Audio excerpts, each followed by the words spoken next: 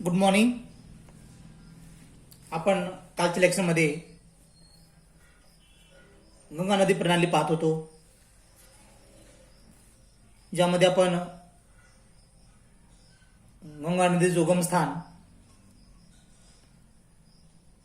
आणि गंगा नदीच्या उपनद्यांच्या अनुषंगाने कालच्या लेक्चरमध्ये आपण पाहिलो आहोत. गंगा नदीला उत्तरेकडून येणाऱ्या ज्या काही त्याच्या उपनद्या आहेत त्यामध्ये गंडक, कोसी, घागरा, रामगंगा या ज्या नद्या आहेत, ही गंडक नदी आहे, ही घागरा नदी आहे,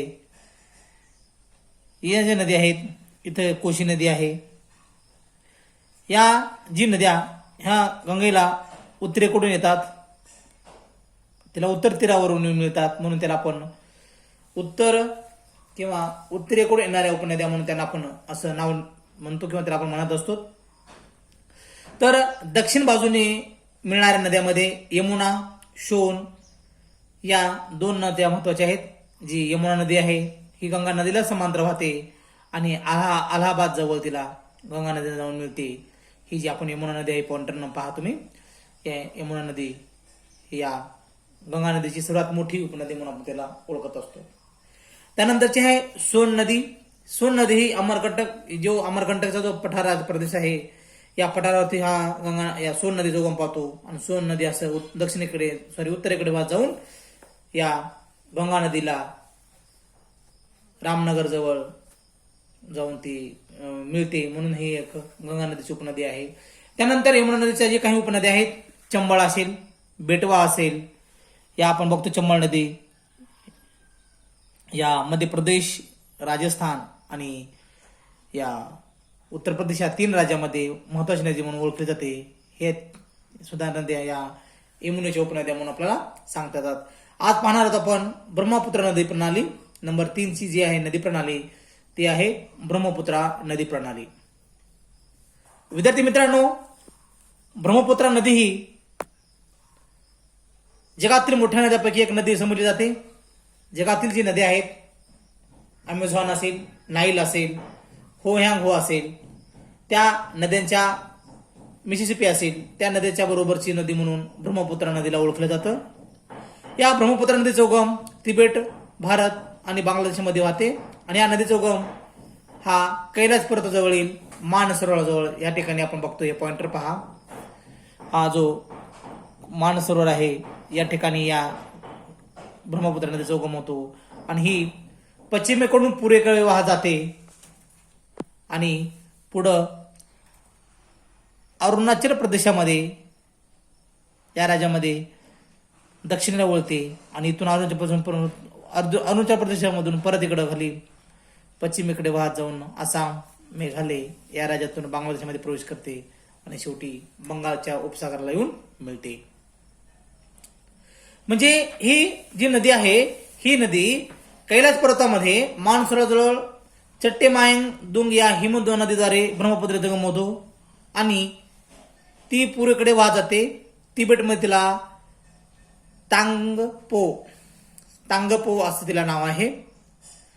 भारतामध्ये ती अरुणाचल प्रदेशामध्ये या नदीचा प्रवेश होतो आणि तिला आपण त्या ठिकाणी दिहांग या नावानं ओळखलं जातं. दिहांग म्हणतात अरुणाचल प्रदेशमध्ये, तर आसाममध्ये तिला आपण ब्रह्मपुत्रा या नदीनं संबोधतो. भारताच्या ईशान्येकडील राज्यात पावसाचे प्रमाण जास्त असल्याने ब्रह्मपुत्रा नदीच्या पात्रात पाण्याचे प्रमाण जास्त असते नेहमीच, आणि नदीच्या पात्राबरोबर किंवा प्रवाहाबरोबर गाळाचे प्रमाणही जास्त आहे. या नदीच्या पात्रात जगातील सर्वात मोठे बेट निर्माण झाले आहे, त्याला आपण माचुली हे नाव दिलेलं आहे. जगातील सर्वात मोठे जर बेट कोणते असेल नदी पात्रातील तर ते आहे माचुली, आणि ते बेट आहे या आपल्या आसाम राज्यामधील ब्रह्मपुत्रा नदीमधील आहे माचुली बेट. हे नदीपात्रातील जगातील सर्वात मोठे बेट आहे. सुबनसिरी, कामेंध, धनसिरी, दिसांग आणि कोपिली या ब्रह्मपुत्रा नदीच्या उपनद्या आहेत. पावसाळा ऋतूत या नदीला महापूर येतो. पावसाळ्यात त्या नदीचे पात्र 8 किमी रुंद आणि 10 मीटर खोलीचे असते. अशा विस्तृत पात्रातून पाणी जेव्हा वाहत असते तेव्हा एखादे सरोवरच शांतपणे वाहत असल्याचे भासते. म्हणजे इतकं अफाट मोठ्या प्रमाणावरती जवळजवळ 8 किलोमीटर रुंदी या पात्राची असते आणि 10 मीटर खोली असते.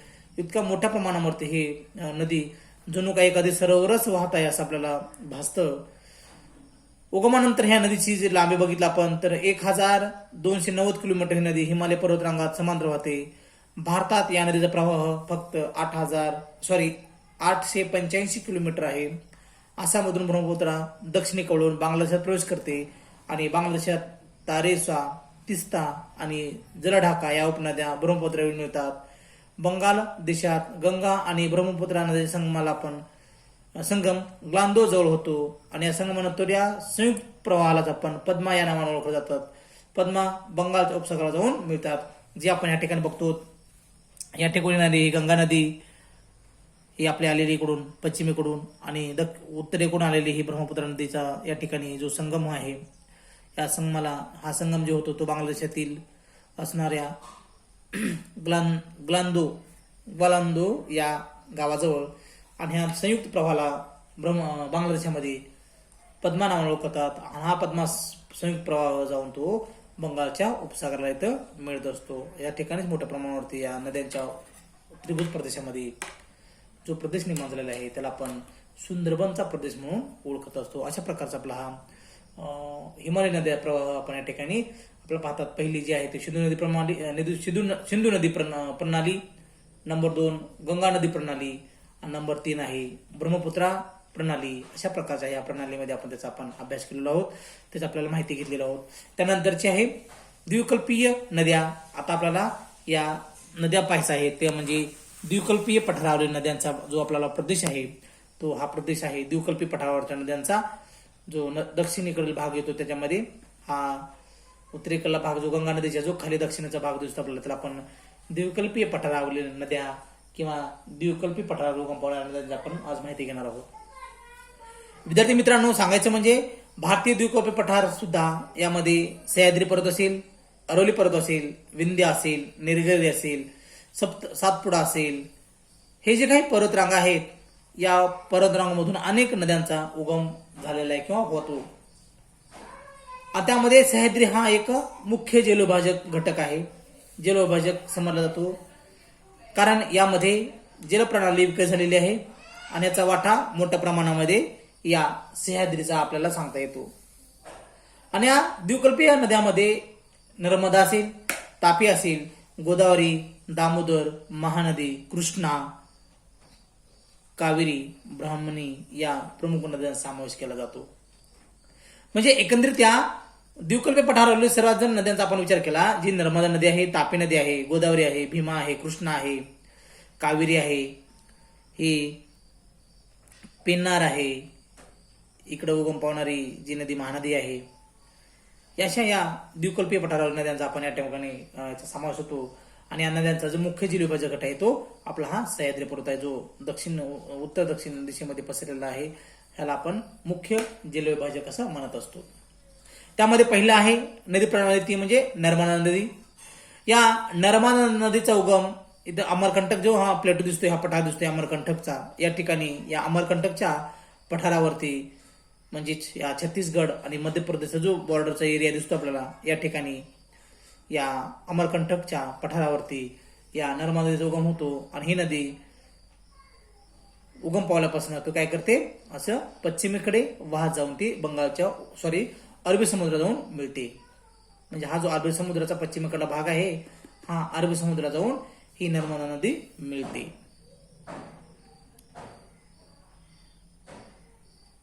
नर्मदा नदी ही 1057 मीटर उंचीवर असलेल्या अमरकंटक पठारावरती या ठिकाणी उगम पावते. आणि या नदी द्विकल्पीय सर्वात मोठी पश्चिम वाहिनी नदी आहे. नर्मदा नदी ही द्विकल्पीय पठारावरील सर्वात मोठी पश्चिम वाहिनी नदी आहे. पश्चिम वाहिनी म्हणजे पश्चिमेकडे वाहणारी. जवळजवळ भारतातील सर्वात नद्या ह्या पूर्व वाहिनी आहेत, पण एकमेव मोठी नदी म्हणलं तरी नर्मदा नदी ही पश्चिम वाहिनी नदी. या नद्यांचा उगम ही अमरकंटक या मध्य प्रदेशमध्ये होतो आणि पश्चिमेकडे वाहून ती अरबी समुद्रात जाऊन मिळते. अशा प्रकारची सर्वात मोठी पश्चिम वाहिनी नदी म्हणून ते आपण ओळखतो.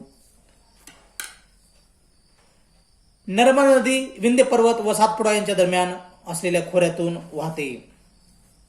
नर्मदा नदी ही खाली वरच्या बाजूला जो विंध्य पर्वत आहे आणि खालच्या बाजूला आहे सातपुडा पर्वत, या दोन पर्वताच्या अंदरमधून या नदीचा प्रवाह होत असतो.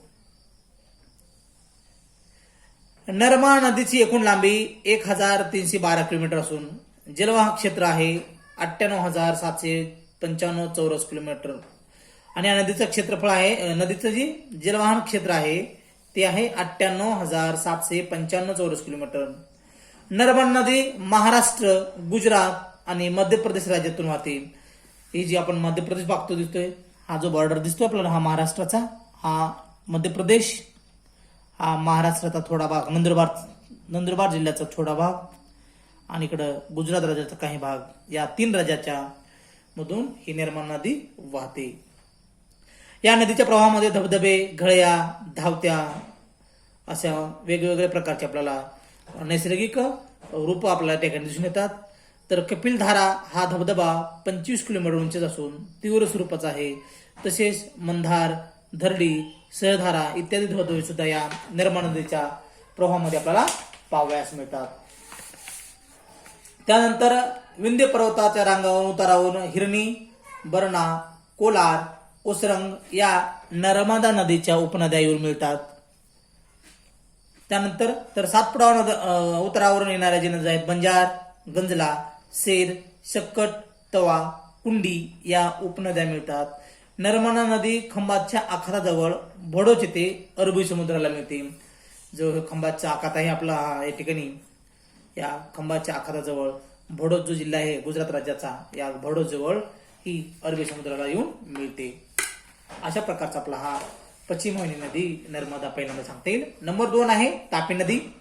या तापी नदीचा सुद्धा उगम हा सातपुडा डोंगर रांगेतील किंवा सातपुडा पर्वतातील बैतूल जिल्ह्यामध्ये मुलताई जवळ होतो. हा जी आपली तापतोय दिसते आपल्याला या ठिकाणी जी बैतूल दिसतोय, हा बैतूल जिल्हा मध्य प्रदेश मधला, या बैतूल जिल्ह्यामध्ये मुलताई येथे 792 मीटर उंचीवरती 792 मीटर उंचीवरती या नदीचा उगम होतो. उगमानंतर ही नदी मध्य प्रदेश, महाराष्ट्र आणि गुजरात राज्यातून वाहत जाते. उगमानंतर तापी नदी मध्य प्रदेश, महाराष्ट्र आणि गुजरात या 3 राज्यातून जसं नर्मदा नदी वाहते तसंच तापी नदी सुद्धा वाहत जाते. आणि तापी नदीचा प्रवाह आहे तो 724 किलोमीटर लांबीचा आहे. तापी नदी सातपुडा, अजंठा या पर्वतरांगा दरम्यान या खसदरीतून वाहते. जसं आपण नर्मदा नदी पाहिलं विंध्य पर्वत आणि सातपुडा पर्वत यांच्या मधून वाहते, या 2 पर्वताच्या. तसंच तापी नदी सुद्धा वरी सातपुडा पर्वत आहे आणि खाली अजंठा डोंगर रांग आहे, या 2 या डोंगराच्या मधून ही नदी वाहत जाऊन अरबी समुद्राला मिळते. या नदीचा सुद्धा प्रवाह पश्चिम वाहिनी असून पश्चिमेकडे जाऊन ती अरबी समुद्राला मिळते. पूर्णा ही तापीची प्रमुख उपनदी आहे. जी पूर्णा नदी आहे या ठिकाणी आपण पाहतो, ही पूर्णा नदी ही तापीची प्रमुख उपनदी आहे. याशिवाय गिरणा, भोकर, बोरी, अनेर, रुणावती, वाघूर, हरकी, अनभोरा इत्यादी या तापीच्या उपनद्या आहेत. तापी नदीवर काकरापारा आणि उकाई प्रकल्प उभारण्यात आला आहे.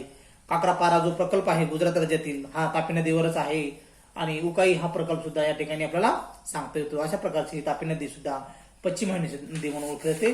त्यानंतर आहे पूर्व वाहिन्या नद्या. यामध्ये बघू पूर्व वाहिन्या नद्यामधला नंबर 1 आहे गोदावरी. गोदावरी नदीचा उगम साधारणतः आपण सांगता येईल, गोदावरी नदीचा उगम हा आपल्या नाशिक जिल्ह्यातील त्र्यंबकेश्वर या ठिकाणी होतो आणि ही दिवकली पठारावरील सर्वात मोठी नदी म्हणून ओळखली जाते. तिलाच आपण दक्षिण गंगा या नावाने सुद्धा ओळखतो. या नदीचा उगम सह्याद्री पर्वतरांगेतील महाराष्ट्रातील नाशिक जिल्ह्यामध्ये त्र्यंबकेश्वर येथे होतो. त्र्यंबकेश्वर हे एक 12 ज्योतिर्लिंगापैकी एक ज्योतिर्लिंग आहे. या ठिकाणी या गोदावरी नदीचा उगम होतो आणि या गोदावरी नदीची लांबी आहे 1465 किलोमीटर.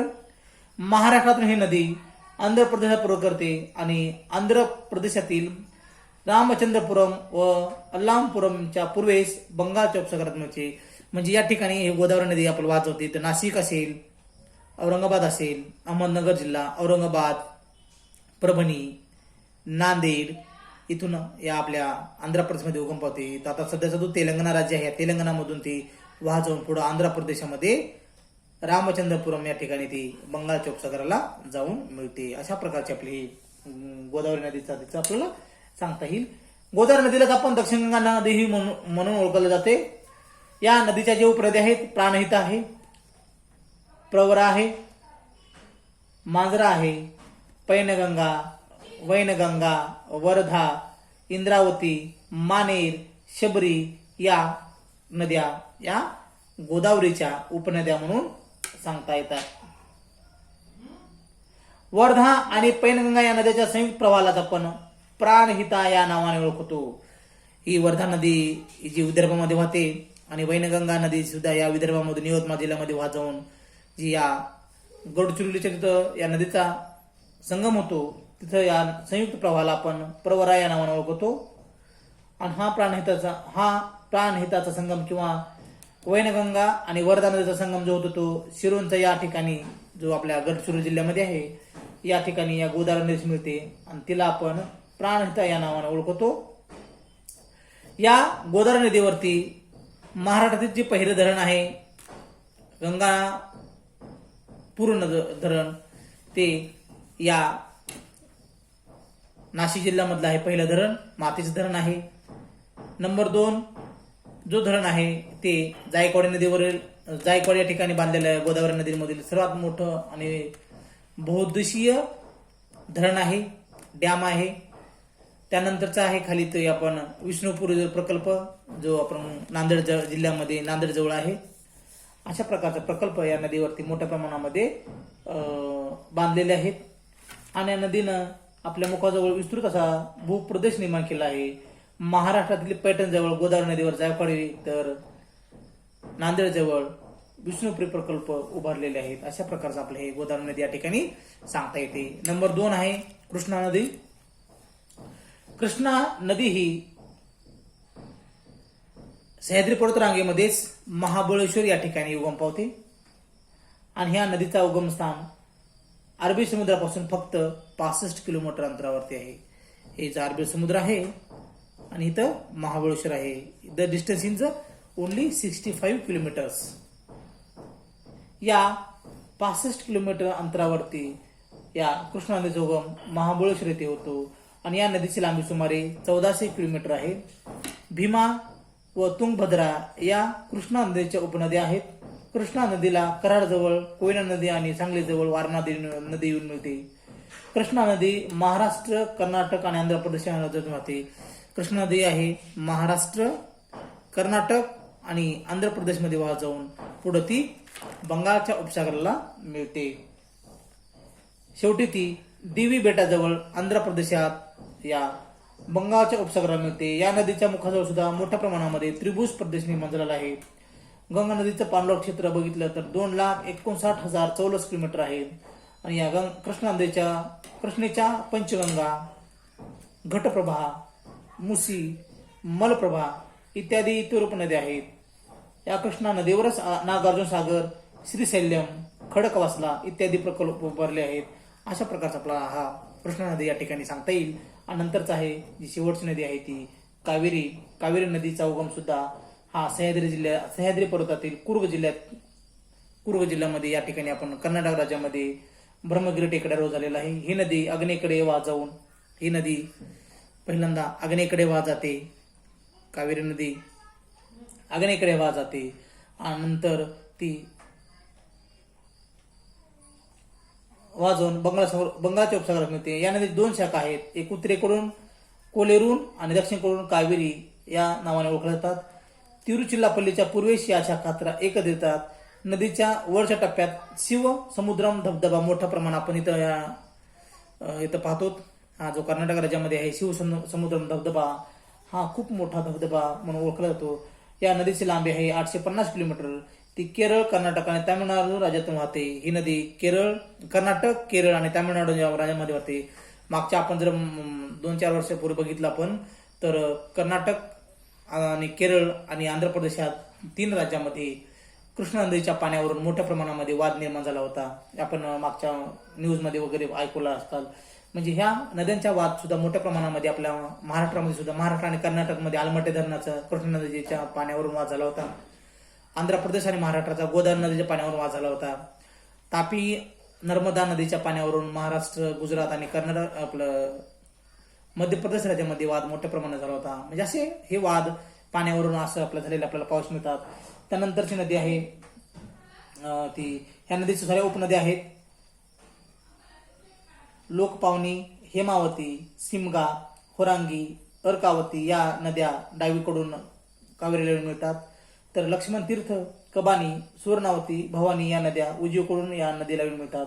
अशा प्रकारच्या आपल्या नद्यांचा या ठिकाणी उपनद्या सांगता येईल. आणि लास्ट नदी आहे ती आहे महानदी. महानदीचा उगम हा छत्तीसगड राज्यातील रायपूर जिल्ह्यामध्ये या ठिकाणी हा महानदी उगम छत्तीसगड राज्यामधील रायपूर जिल्ह्यात फारसी या गावाजवळ सिवा येथे बस्तर टेकड्यावर झालेला आहे. ह्या नदीची लांबी ही 857 किलोमीटर असून या नदीची छत्तीसगड, मध्य महाराष्ट्र, ओरिसा इत्यादी राज्यांना जाऊन ईब, मंड, हदसो, सेवाम, तेल इत्यादी महानदी उपनद्या आहेत. ही नदी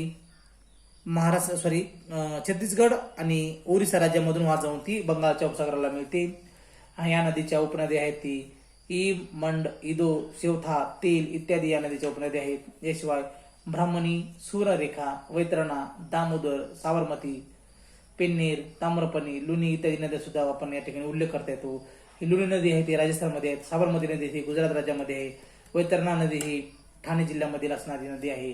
अशा प्रकारे नद्या सुद्धा महाराष्ट्रामध्ये मोठ्या प्रमाणामध्ये आपल्या देशामध्ये या द्विकल्पी पठारावर नद्या आहेत. अशा प्रकारचा आपला हा द्विकल्पी पठारावरील नद्या या ठिकाणी आपल्या संपलेल्या आहेत. यानंतरचा आपला जो हा प्रकरण आहे हा प्रकरण सुद्धा या ठिकाणी आपलं संपलेलं आहे. जो location and the physical regions of the India म्हणजे भारताचं प्राकृतिक स्थान आणि जलप्रणाली, भारताचे प्राकृतिक विभाग अशा प्रकारचे आपल्या ठिकाणी संपलेलं आहे. या ठिकाणी आपलं पहिलं प्रकरण संपलेलं आहे. आपण नेक्स्ट लेक्चरमध्ये climate and the climatic regions म्हणजे हवा आणि हवामान प्रदेश आपण हे उद्याच्या लेक्चरमध्ये पाहणार आहोत. धन्यवाद.